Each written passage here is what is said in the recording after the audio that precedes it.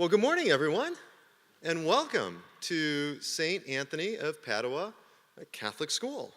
Let me start by thanking Father Mwape and Mary Margaret and all of the students and staff here for hosting us this morning. My name is Daniel Sir. I'm a senior attorney at the Liberty Justice Center, and I'll be your MC for our brief program this morning.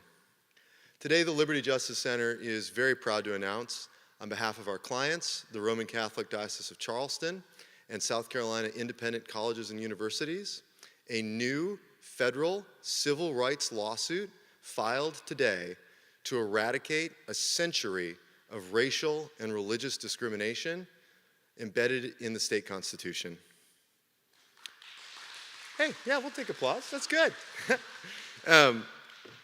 For this morning's program, we'll first be welcomed by Father Mwape, the pastor here at St. Anthony of Padua. He will introduce the Most Reverend Robert E. Guglielmone, who is the Bishop of Charleston. In his remarks, the Bishop will talk about the sad history of anti-Catholic and racist prejudice that motivated this law, and then discuss as well the current impact that this law is still having on South Carolina and its young people. I will give a brief overview of the legal case after the bishop, and then we'll have Principal Dolores Gilliard from St. Martin de Porres in Columbia, who will talk about the impact that this hateful amendment is having on the opportunities available to her students. Our press conference will close with Dr. Jeff Perez, who is the president and CEO of South Carolina Independent Colleges and Universities. And Dr. Perez will talk about the impact that this law is having on his schools, including the historically black colleges and universities he represents, in denying them access to much needed COVID funding. And then at the end, I'll be happy to take your questions. But for starters, let me welcome Father Mwape.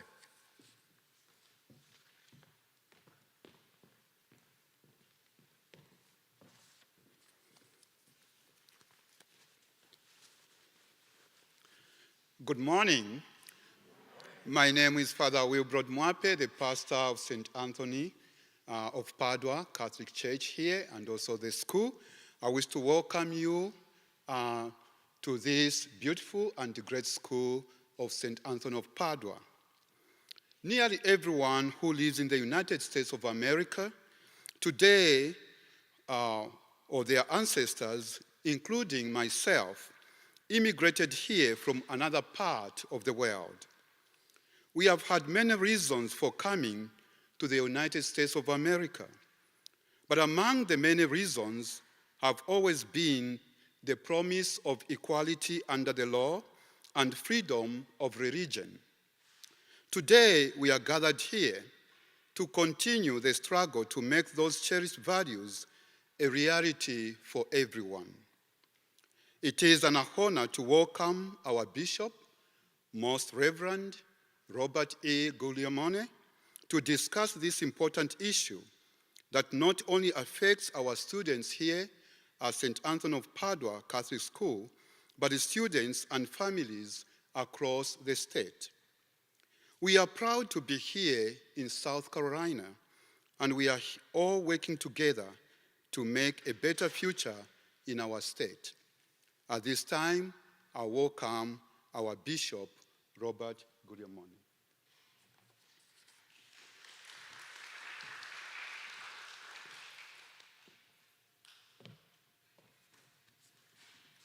Good morning, folks. It's really a privilege for me to be here with you this day and to share some thoughts and insights with you.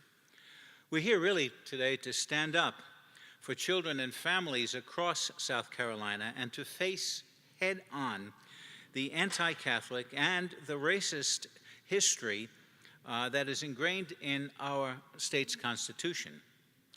Let me give you one example.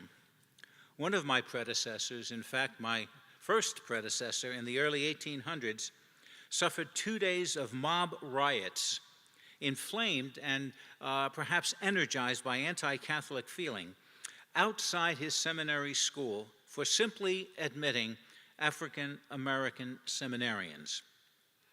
These rioters threatened to hang him And this brave bishop succumbed to the pressures, thinking in terms of all of the various ways how can the greater good be accomplished. But this is only one story of many in our Catholic history that clearly exposes an anti-Catholic feeling of some South Carolinians. The Blaine Amendment, which we're here to look at, has a dark history. Yet it is exploited today by groups and politicians to deny critical aid to some of our most vulnerable children and families in South Carolina. The Diocese of Charleston is asking a federal court to confront this history and to strike this language from our state's constitution. This lawsuit is not simply about safe grants. It's about equity, inclusion, and justice. We're proud to stand with our partners in this suit to condemn the past and to make our future stronger and brighter.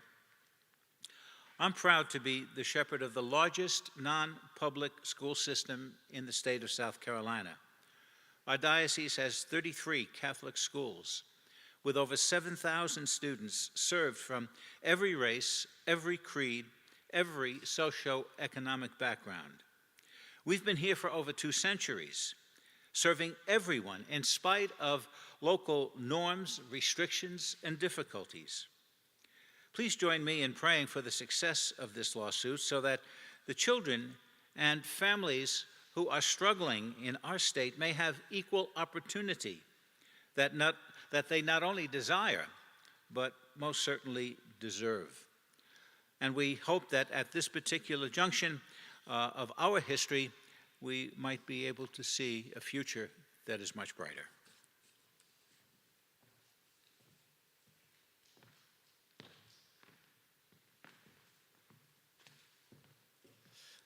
Well, good morning again. My name is still Daniel Suhr, S-U-H-R for our friends in the media. I'm a senior attorney at the Liberty Justice Center. We're a national, nonprofit, nonpartisan civil rights law firm that fights for our clients' constitutional rights.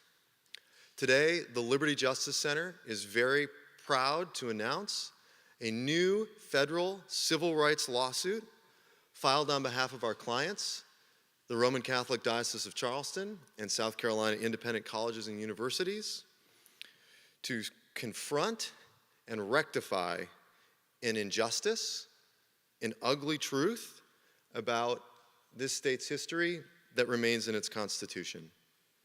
Our story starts over a century ago. You guys study history, you'll appreciate this. Our story starts a century ago as America experienced a wave of immigration from Ireland, Italy, and elsewhere.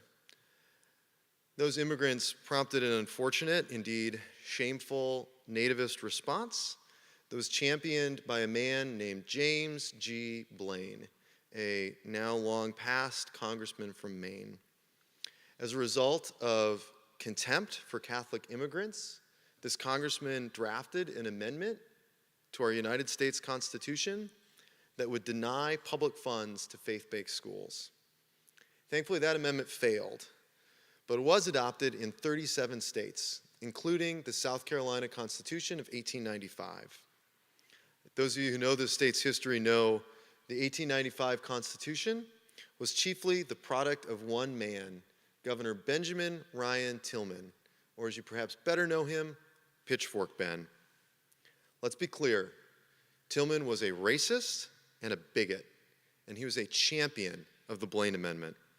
He weaponized the Blaine Amendment as part of his quest to achieve the lasting disenfranchisement of the state's recently freed slaves.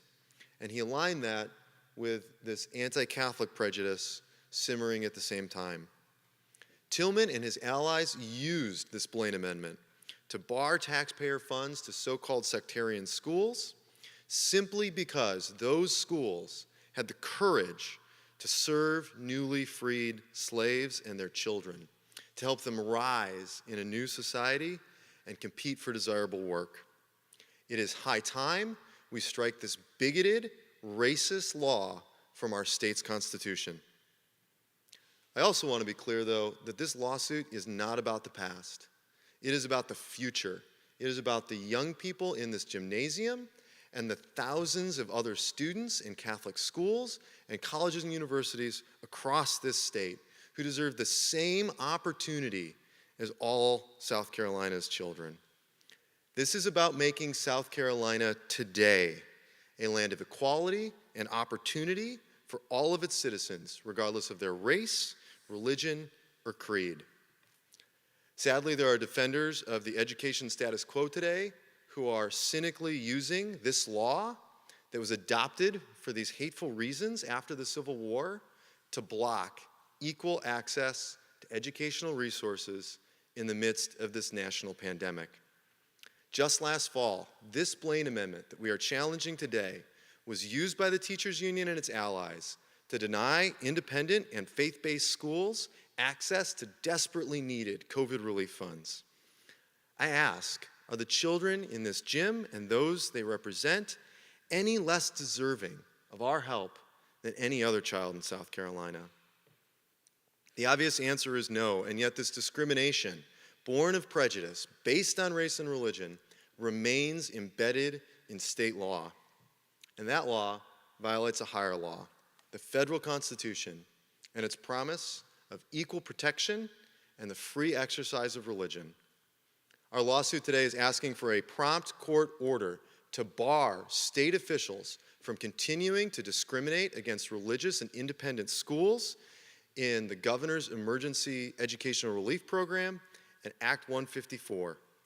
And that it is important, indeed essential, that the court confront this question promptly, because South Carolina and its children stand to lose out on tens of millions of dollars in federal funds if the court does not act quickly. We are asking a judge to enable this state, its children, its parents, its families, indeed all of its citizens, to turn the page on a very troubling part of its past. And we're hoping to write a new chapter based on religious and racial tolerance and educational equality for all. Let me close by talking to you guys, the 4th and 5th graders here this morning. I hope you can appreciate that you are watching today, you are experiencing a real-life civics lesson. The civil rights movement that you read about in your textbooks is not over. And it's the job of all of us, students and adults, to look bigotry and prejudice and hate in the face, to confront it with courage and strike it down. All of us are called to stand up for what's right. That's why we're doing this lawsuit today. It's for you guys, it's for all the other students across South Carolina, and it's about doing the right thing. Thank you, and with that, I'll introduce Principal Gilliard.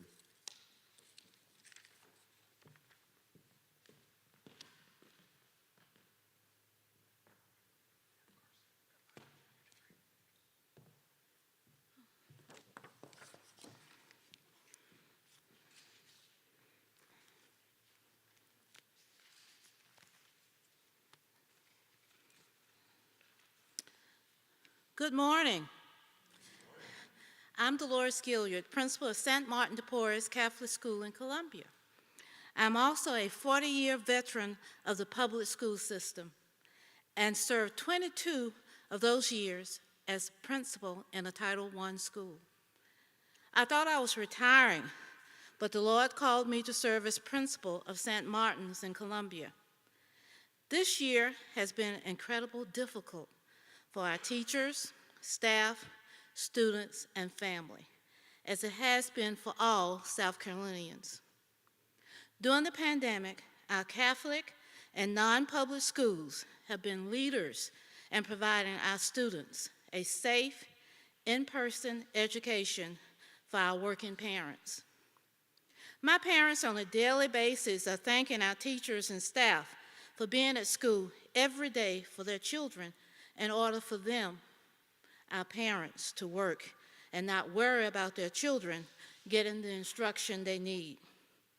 If our schools were not open, our parents, who are working class parents, some of them being students themselves, who are seeking to provide a better life for their families, would not be able to keep their jobs. Just this week, I received several calls regarding enrollment for the upcoming year. Parents are seeking schools that can provide one-on-one instruction, a safe learning environment, small class sizes for their children. These criteria allow our parents to work and not worry about children learning at home on their own. Also, our schools can provide the strong social, emotional learning that is needed for our students to be successful. It is sad and disheartening that our politicians and special interest groups would use an outdated, discriminatory law that I see as a racist document to deny our students and their families access to the quality education they desire and most certainly deserve. Our families must be given the means, the support, in order to have access to available funds to send their children to the school of their choice without being confronted by outdated discriminatory laws. These children whom we serve are our future and deserve all we have to give and all we have to share with them and their families for their success. Thank you.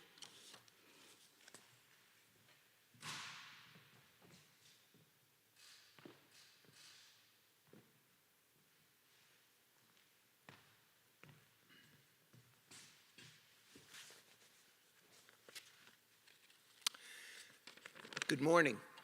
My name is Dr. Jeffrey Perez, and I am president of South Carolina Independent Colleges and Universities. I'd like to thank Doris and her staff for their hospitality this morning. I'd like to thank you students for your attention and for your patience. Don't worry, I'm the last speaker. My organization is a party to this lawsuit in order to strike from the South Carolina Constitution a provision expressly intended to thwart the establishment and growth of independent and religious colleges and universities in our state. Why? The historical record is clear. The purpose was to deny African Americans and Catholics the hope of a better life through education. Today, the 20 SCICU member institutions are paying the price for the racist and anti-religious intentions of Ben Pitchfork Tillman. Because of the provision in the state constitution prohibiting aid to independent and religious education institutions, our governor feels compelled to deny my members access to federal funding clearly intended for us by Congress in the CARES Act. Governor McMaster initially signaled he would provide federal GEAR funding for 8 historically black colleges and universities, 5 of whom belonged to SCICU. A court case predicated on the Blaine Amendment successfully prevented the governor from using GEAR funding for private and religious K-12 school students and discouraged him from following through on the funding for the HBCUs. The General Assembly's Act 154 of last year included independent higher education with state and local agencies and public colleges and universities for reimbursement for COVID-19 expenses from a pool of $115 million of federal CARES Act funding. Chastened by the court case, the South Carolina Department of Administration informed SCICU that its member institutions would not be permitted to continue the process for applying for a portion of this funding out of fear for being sued. I want to be very clear who the villains are in this story. Ben Pitchfork Tillman was an enemy of African Americans and was abetted in his efforts by constitutional language inspired by James G. Blaine, whose anti-Catholicism dovetailed nicely with Tillman's racism. They worked tirelessly to ensure religious organizations would be unable to fully realize their efforts to foster educational institutions that would benefit peoples they considered unfit to participate in the American dream. Their legacy is to diminish the capacity of independent colleges and universities to serve their students, whose families in recent months have been upended by the COVID-19 pandemic. Fully 45% of students at SkyCoo campuses receive federal Pell Grants, which are designated for the most economically disadvantaged students. These are the students at greatest risk of dropping out. My member institutions have endured massive disruptions to their operations as a result of the pandemic. They were counting on the federal support contained in GEAR and Act 154, and so were their surrounding communities. These colleges and universities are essential to the economic well-being of the regions in which they're located. On a personal note, my academic background is American history. I studied the development of state and federal governments as part of my doctoral research. I joined this endeavor with a deep sense of reverence for the intentions of the founding fathers who had the courage to imagine a government of the people, by the people, and for the people, though they fell short of their aspirations. And for the Civil War generation, who advanced that great mission by enshrining equal treatment under the law in the 14th Amendment, though its application has been imperfect. And for modern generations, who have struggled and sometimes died for those civil rights. I am humbled by the prospect of continuing their work by absolving South Carolina of the injustice that is entombed in its Constitution. Thank you.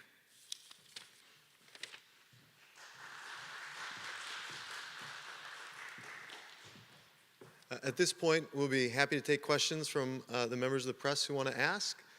If you would prefer, we can do them now from the podium, and Michael has a microphone that you can use. Otherwise, we can talk to you individually at the conclusion if that's your preference. But Michael, we'll start in the front row. Hi, so I think you said this, I just wanted to be clear. The lawsuit was really spurred on by the state's rejection of Governor Henry McMaster's use of CARES Act funds for private schools, right? Yeah, so Governor McMaster did a good thing in announcing the SAFE Grant program. We believe that SAFE Grants will make opportunity available for a number of South Carolina students. Unfortunately, this constitutional provision, this Blaine Amendment, was the basis for a court ruling that blocked him from going through with that program and the other programs that are meant to serve faith-based and independent schools and colleges and universities. And so our lawsuit in federal court is to strike down the Blaine Amendment and take away the handcuffs that are currently preventing the governor and other policymakers from serving the students in these schools.